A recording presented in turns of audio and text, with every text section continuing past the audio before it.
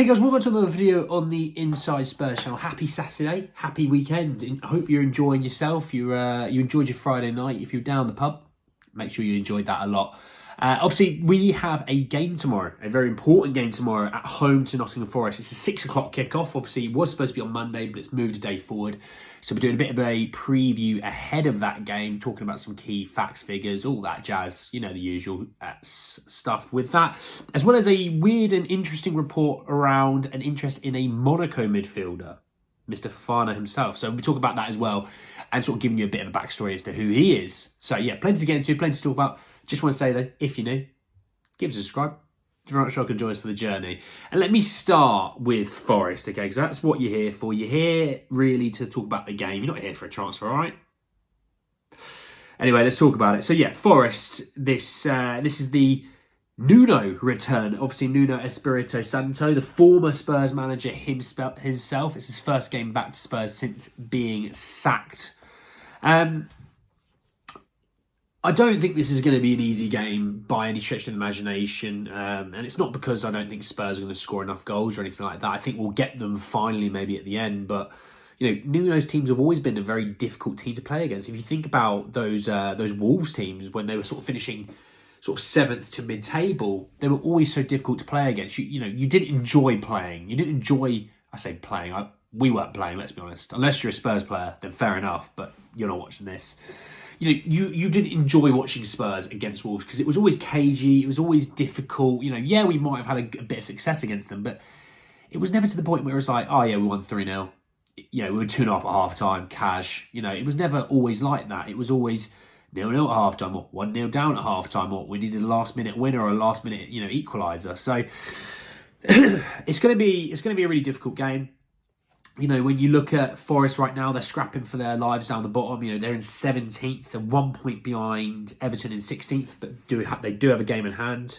Obviously, they won the last game out 3-1 at home to Forest, which was a huge result, especially when you think of, you know, goal differences and things like that. You had another 2-point swing when, well, Luton lost. Luton now drop into that bottom 3 points behind with a goal difference of 7 worse, which it kind of works out to being like 4 points behind. Right, so that's always quite an interesting thing. You know, Luton probably looking at Spurs going, oh, if you could hit them for 3 or 4, we'd be really, really grateful for that, because we're going to need those goals back maybe at some point this season. And I hope we do. I hope we do hit them for 3 or 4, but I don't see it. My friend hopes for 4, Luke. He hopes for 4, but I think it'll be a sort of 2-0 or 3-1, you know, and I think it'll be, you know, one of those where we get a goal late to make it as such. I don't think it's going to be a 2-0 at half-time. We're cruising the rest of the game. I see it being a maybe 1-0 at half-time. KG, maybe they look a little bit dangerous for 10-15 minutes. We hit them on the counter, 2-0. That kind of vibe, right? So, yeah, plenty really to sort of dive into. So when we look at a little bit of team news on Spurs, Richarlison does miss this game with a bit of a knee issue. I think it's more of a, we want to make sure that you're fit and healthy for next week, so don't worry too much about that. With Forest, they don't really have any new new injury issues as such. You know, I think they're missing Awoniyi, the striker.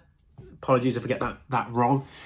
But other than that, they're not missing anyone too crazy from the last time they played out against Fulham. So the team they played against, the team they put out last time was Sells in goal, Williams at right back, Omo Mohamed does, Murillo or Aina.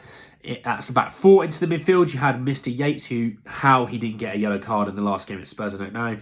Danilo, and then your front 3 was Alanga, Gibbs White, Hudson-Odoi, and Chris Wood. Hudson-Odoi's had a bit of a career renaissance, so good for him. That is a very explosive, I guess, 3 behind Wood. Wood's obviously not very explosive. He's not the quickest. But those 3, they're quick, they're athletic, they're like red arrows. You're not going to see him all in the same position. You know, if Gibbs White is there, centre attacking mid, you're not going to see him there all game. Alanga's the right winger, we're not going to see him there all game. Same with Hudson-Odoi. So that will be interesting to see how we handle that. I mean, last time we played them, obviously, was the 2-0 away win where Basuma got sent off through the VAR challenge. 2-0. That was probably Kulusevski's probably best game he's played all season, if I'm honest. So you had Vic in goal, you had Desi Udogie, Ben Davies, Romero, Porro at the back. You had Basuma, Sarr and Kulusevski as the midfield with Sonny, Johnson out on the left and right, and then Richie through the centre. Obviously, we had four yellows that game, and red cards. Obviously, yeah, I don't know how Yates wasn't booked that game. Still to this day, I'm trying to work out as to why. It's confusing. But look, I think the team there, all in all, isn't bad, but it's nothing near our strongest. We're playing there with a fullback at centre half, and we kept a clean sheet. Mickey's going to be back for this game, so you're already going to upgrade Ben Davies to Mickey Van de Ven. Huge, right? You're going to have Basuma, Sarr, Madison, Basuma, Sarr, Lo Celso. Please to the God, I don't want to see Kulusevski in that midfield. Play the centre attacking mids at centre attacking mids. Play Madison or play Lo Celso there. Oh, it's enough of my griping about that. And then I think the front three, I think he will change it. I think he will bring Kulusevski back, and they'll play Sonny and Timo or Jono at left wing. And for me, I get it. I do. I don't think the front three was good enough last time out. And, we may be playing against a team that's going to sit back again. So maybe that's why he's going to change it. So, interesting on that front. I think the key battle, and I also want key battles, I don't think the key battle is going to be one player on one player. I think it's going to be their attacking three behind Wood. I think it's going to be Elanga, Gibbs-White and Hudson-Odoi. So when you look at it, you think, Pape is going to be important. Biss is going to be important. Obviously the back four of Udogie, Porro, Mickey and Kuti, they're all going to be they're going to all have to be really on it, especially with the fact that there is so much pace. The fact they do have a target man as well in Chris Wood, who, he's in form. I'm not going to lie. I was looking and he's the fifth player to reach a double figures in the Premier League goals for Forest in a single season. He has 7 goals in 8 league appearances under Nuno. So he is in form as much as anyone really in the league in terms of scoring. When we look at some of the other sort of facts and figures, Spurs-wise, actually, I've got to say, the last time we played them, back in, 15th of December? Don't hold me to it. That was Steve Cooper's last game before getting sacked, which that feels so long ago. I know it was, but it feels crazy long ago. We've won 11 of 15 league matches at home this season, including 7 of our last 8, which is obviously good returns. We've come from behind to win 5 Premier League home games this season. That's the highest we've had in a single campaign. We've scored in 29 different league games this season. We've only failed to net once, and that was obviously Fulham a few weeks back. So, yeah, plenty for us this season. When you look at Forest, they've only won 2 of their last 25 away Premier League matches. They've drawn 7 and lost 16. Good Lord, that's brutal. They won their first game under Nuno Espirito Santo away to Newcastle in December, but are winless in their next 5 after that on the road, drawing 2, losing 3. They're unbeaten in their 3 successive Premier League matches for the second time this season, having drawn 3 games back in October. And they've only kept 1 clean sheet in the last 20 Premier League fixtures, which was West Ham in February. And the last one is they've scored at least 3 goals in 2 of their 14 Premier League matches under Nuno, as many times they did in 55. So actually scoring more under Nuno, and they're probably more difficult to play against because, they do want to sit back with that, sort of back 6. So look, we'll see what happens on that. I'm personally going to go 2-0, 3-1, something like that. I'm going to go 3-1. I think if I put my neck on the goal scorers, I think Porro might get one. I think he needs to have a good game after the West Ham game because he suffered that game. I think Porro, I think I'd brace for Sonny. Why not? He's had his 400 appearances. Why not get a couple of goals to start the next 100, So, yeah, plenty there really to kind of get into. And also for us, look, we win that game. We then go, obviously, 1 point clear of Aston Villa with level games played. Obviously, I know Villa will play as well. Don't worry. Technically, I think they played today. So we may still go 1 point clear. We may go level. We may end up being 5 points down on them, Obviously, we've still got a game against Chelsea to play. And as well as that, when we look at Man United, they play the game just before us tomorrow, which is the Liverpool home game. Look, if they lose that and we win, we go 12 points clear, which is massive when you think of us having 7 games left of this season. 12 points clear. you might as well say the 5th position at least is sorted. Says that. Let's talk about Youssouf Fofana. What a name, by the way, Youssouf Fofana. So it came from the Spurs ITK Hub on Twitter through Poseidon. He said that another midfielder Spurs are looking at is Fofana from Monaco. So if you don't know who Youssouf Fofana is, don't worry. Andy's here. Andy's here. He's going to tell you.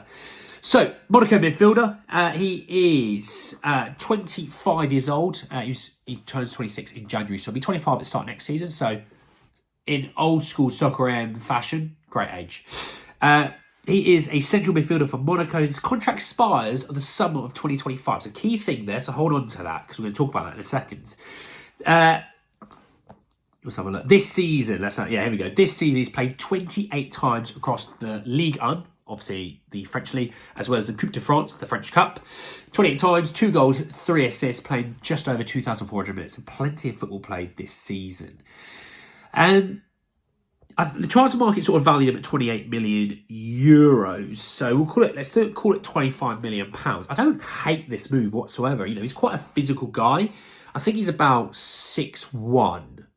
I think he's about 6'1", without doing a calculation to change it over. I think he's about 6'1".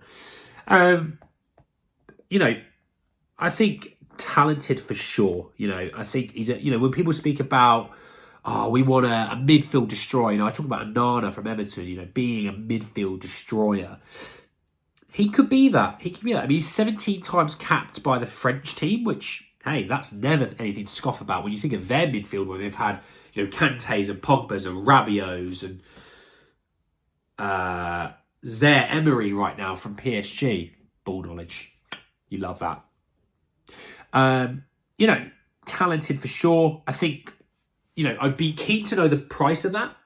And I think people always try and go, you just want to get cheap signs. I'm also trying to think, yeah, but we have so many other holes. I don't want to spend 150 million on 3 players and go, yeah, but we didn't get a backup keeper. We don't have fullback still. You know, yes, we got a centre half in and we got a midfielder and a winger, but we still need another midfielder, another winger, and we still need a keeper, fullbacks. You know, that's what I'm trying to say. You can't spend big everywhere. You've got to be realistic. You know, Spurs aren't spending 250, 300 million. Spurs might spend 150 million. So if we work on that figure, you know, if you want Eze, it's going to cost 60 million. You're down to 90 already off the bat. So that's why you need a cheap win somewhere. And that's why I say, well, Lloyd Kelly might be the cheap winner as a free signing at centre-half. You know, younger, athletic enough, left-footed, centre-back, proven. Then you might then go, right, great. We're going to go get a big midfielder. We might even get 2 midfielders, you know, and then go, what midfield stacked out? We're going to move on from Lo Celso and Højbjerg, and then you might get a fullback, you know, so we'll see. But that's an interesting report. I quite like the idea of Fofana, I can't lie. But we shall see. But anyway, guys, then if you enjoyed, drop a like on the video if you did. Hit me in the comment section your thoughts, feelings about the game tomorrow, predictions, goal scorers, all that jazz. Obviously, your thoughts, feelings about Youssouf Fofana as well. If you are new, give us a subscribe and hit the bell notification for more. But anyway, guys, then the video, and I'll see you all very, very soon. Take care, guys.